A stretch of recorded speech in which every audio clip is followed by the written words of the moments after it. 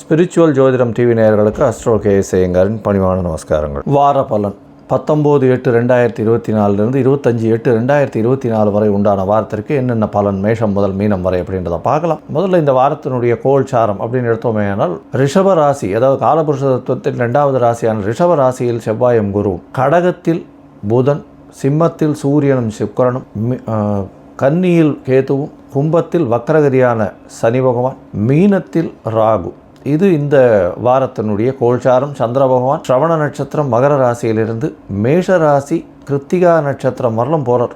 அதாவது இந்த வாரத்தில் பார்த்தாலேயானால் மகரம், கும்பம், மீனம், மேஷம் 4 ராசிகள் போகிறோம். இந்த வாரத்தில் வரக்கூடிய விசேஷ நாட்கள்னு பார்த்தாலேயானால் 19ஆம் தேதி அன்னைக்கு ரிக்வேதம் யஜுர்வேதத்தினுடைய உபாகர்மான்னு போட்டிருக்கோம். வேதத்தினுடைய அத்தியனம் செய்யக்கூடிய முதல் நாளாக சொல்லக்கூடியது பூனல் மாத்திப்பா, ரொம்ப பெரிய விசேஷமான நாள், வேதத்தின் ஆரம்ப நாள்னு சொல்லக்கூடியது இந்த உபாகர்மா. 20ஆம் தேதி அன்னைக்கு காயத்ரி ஜபம் எல்லா வேதத்துக்காரர்களுக்கும், அதாவது ரிக் யஜுர் சாம வேதக்காரர்கள் எல்லாருக்குமே அன்றைக்கி காயத்ரி ஜபம் 1008 காயத்ரி ஜபம் பண்ணுறதும், தலையாவணி ஆவட்டம் பண்ணக்கூடிய குழந்தைகள்லாம் அந்த ஹோமகுண்டம் வளர்த்து அதெல்லாம் பண்ணுறது பெரிய விசேஷம். 22ஆம் தேதி அன்னைக்கு தேய்பிரை சதுர்த்தின்றதெல்லாம் மகா சங்கரஹர சதுர்த்தி வருது. அது தவிர பார்த்தோம்னா அன்றைக்கி வாஸ்து நாள் வேறு. மத்தியானம் 2:31 4:1 வரலும் வாஸ்து புருஷன் கண் விழிக்கும் நாள். இந்த வாஸ்து புருஷன் அப்படின்றவர் ஒரு வருஷத்துக்கே பார்த்தோம்னா 8 நாள் தான் கண்ணு விழிப்பு. அந்த காலகட்டத்தில் எந்தவித தோஷமும் கிடையாது, நிர்தோஷமற்ற நாள் அப்படின்னு சொல்லக்கூடிய.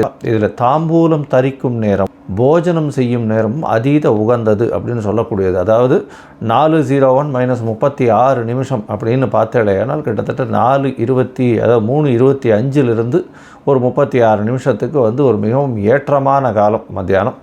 இந்த காலகட்டத்தில் ராகு காலம் இருந்தாலும் சரி, யமகண்டம் இருந்தாலும் சரி, குளிகை இருந்தாலும் சரி, எந்த ஒரு விஷயம், அதாவது நட்சத்திரம் சரி வரல அப்படின்னாலும், அஷ்டமி நவமியாக இருந்தாலும் சரி, எந்த ஒரு விஷயத்திற்கும் அது கட்டுப்படாது. அதில் வாஸ்து புருஷன் கண்விழிக்கும் நாள் மிகவும் ஏற்றமான காலகட்டம் அப்படின்னு சொல்லக்கூடியது. இது 22ஆம் தேதி அன்னைக்கு மத்தியானம் ஒரு 2:30 2:31 4:01 வரலும் இருக்குது. 25ஆம் தேதி அப்படின்னு பார்க்கும்பொழுது சஷ்டி திதி வருது. சஷ்டி விரதம் இருக்கக்கூடிய காலகட்டம். அதாவது முருகனுக்கு வேண்டிக் கொண்டு சஷ்டியில் விரதம் இருந்தால் அகப்பையில் வரும் அப்படின்னு குழந்தை பிராப்தி ஏற்படக்கூடிய பாக்கியம் நிச்சயமாக கிடைக்கும் அப்படின்றது. இது தேய்பிரை சஷ்டி. இந்த காலகட்டத்தில் தேய்பிரை சஷ்டியில் எதிரிகளை வீழ்த்துவதற்காக விரதம் இருப்பார்கள், கஷ்டங்கள் போவதற்காக விரதம் இருப்பார்கள். அதை தவிர பணமுடை இருப்பதற்கு, அதற்கு போவதற்கு அந்த கஷ்டங்கள், பண கஷ்டம், மன கஷ்டம், இது ரெண்டும் போகிறதுக்கு உண்டானதுக்கு பண்ணக்கூடியது. 1 வருட காலம் பண்ணக்கூடியது. அதனால் இதன் மூலியமாக பெரிய வெற்றி கிடைக்கக்கூடிய காலகட்டம். கஷ்டத்தை விட்டு வெளியில் வரக்கூடிய வாய்ப்புகள் நிச்சயமாக. சந்திராஷ்டம ராசிகள்னு பார்த்தேனால் மிதுனம், கடகம், சிம்மம், கன்னி இந்த 4 ராசிக்காரர்களுக்கும் சந்திராஷ்டம காலம். சந்திராஷ்டமத்தின் காலகட்டத்தில் பார்த்தேனால் உங்களுடைய முடிவுகள் தவறாக போகக்கூடிய வாய்ப்புகள் உண்டு. புதிய முயற்சி வேண்டாம், வெளியூர் வெளிநாளில் பிரயாணம் வேண்டாம்னு சொல்கிறோம். ஏன்னா சந்திர பகவானுக்கு உண்டான எளிய பரிகாரம்னு சொல்லக்கூடிய அல்லி மலர் அருகில் இருக்கக்கூடிய சிவன் கோயிலில் கொண்டு போய் கொடுத்துட்டு அவங்க காரியத்தை பண்ணுங்கோ. அது சந்திராஷ்டமத்தின் தாக்கத்தை. சரி, இந்த வாரம் ஒரு ராசியாக மேஷம் முதல் மீனம் வரை 19/8/2024 25/8/2024 வரை உண்டான பலன்களை பார்ப்போம். அதற்கு முன்னாடி என்னுடைய மொபைல் நம்பர் கீழே ஸ்க்ராலிங்கில் போய் உங்களுக்கு அஸ்ட்ராலாஜிக்கல் கன்சல்ட் தேவைப்பட்டதுன்னா எனக்கு ஃபோன் பண்ணுங்க, நான் அப்பாயின்மெண்ட் வாங்கிக்கோங்க. இப்போது மேஷம் முதல் மீன் 19/8/2024 25/8/2024 வரை உண்டான காலகட்டத்திற்கு ஒரு ராசியாக கன்னி, உத்திரம், ஹஸ்தம், சித்திரை இந்த 3 நட்சத்திரம் 9 பாதங்களை கொண்ட ராசி. ராசியின் அதிபதினு சொல்லக்கூடிய ஒரு புத பகவான் ராசிக்கு 11ஆம் இடத்துல இருக்கிறது. தனித்த புதன், அதீத சுவர் அப்படின்னு சொல்லக்கூடியது ஜோதிட சாஸ்திரம்.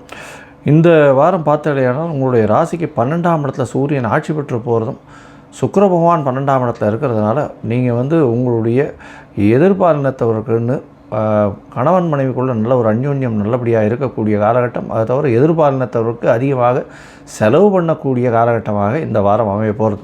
இந்த வாரத்தை பார்த்தோம்னா உங்களுடைய ராசிக்கு 2ஆம் அதிபதியும் 9ஆம் அதிபதியுமான சுக்கிர பகவான் 12ஆம் இடத்துல இருக்கிறதன் மூலியமாக நல்ல ஒரு ஏற்றம் இருக்கும். திடீர் பணம் வரக்கூடிய வாய்ப்புகள் நிச்சயமாக உண்டு. பணம் நல்லபடியாக சுப செலவுகளாக இருக்கக்கூடிய காலகட்டமாக அமைய போகிறது.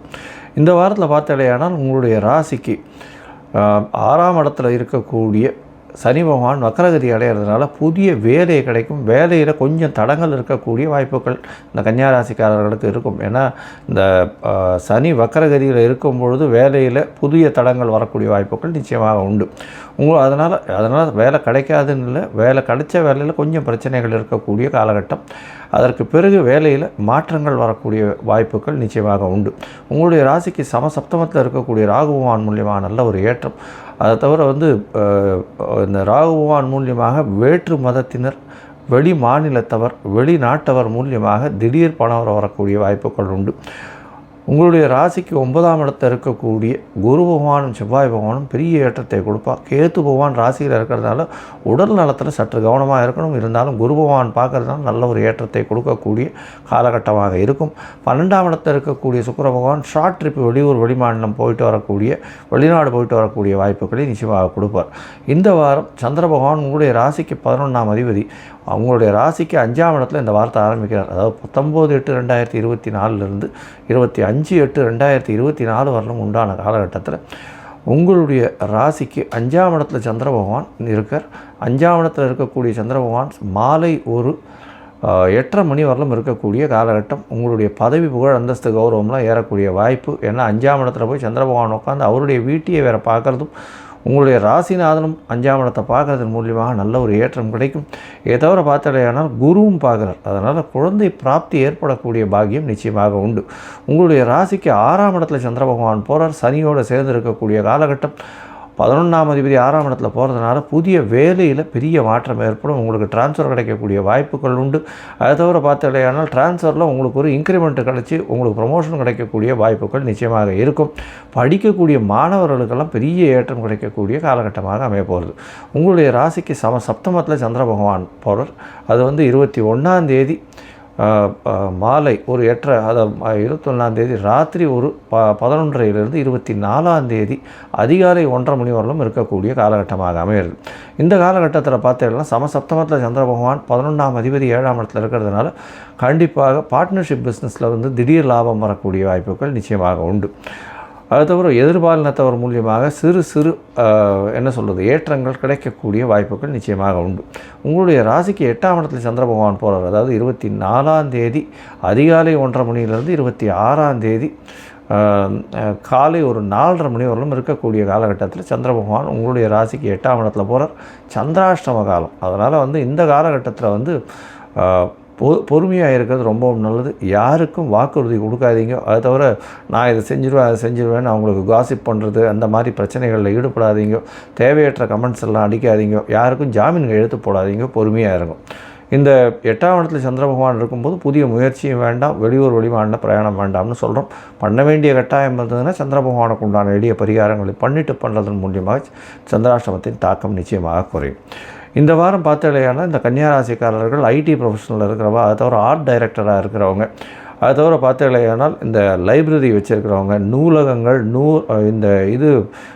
புக்ஸு சம்மந்தமான விஷயங்கள் வச்சுருக்கவங்க, புக்ஸு பிரிண்டிங் பண்ணுறவங்க, ஸ்டாட்டிஸ்டிக்ஸ் டிபார்ட்மெண்ட்டில் இருக்கிறவங்களுக்கெல்லாம் பெரிய ஏற்றம் கிடைக்கக்கூடிய காலகட்டமாக அமைய போகிறது. இந்த கன்னியாராசிக்காரர்கள் அருகில் இருக்கக்கூடிய ஹயக்ரீவர் கோவிலுக்கு போயிட்டு வர்றதன் மூலியமாக பெரிய ஏற்றமும் மாற்றமும் அவருடைய வாழ்வில் நிச்சயமாக வரும்.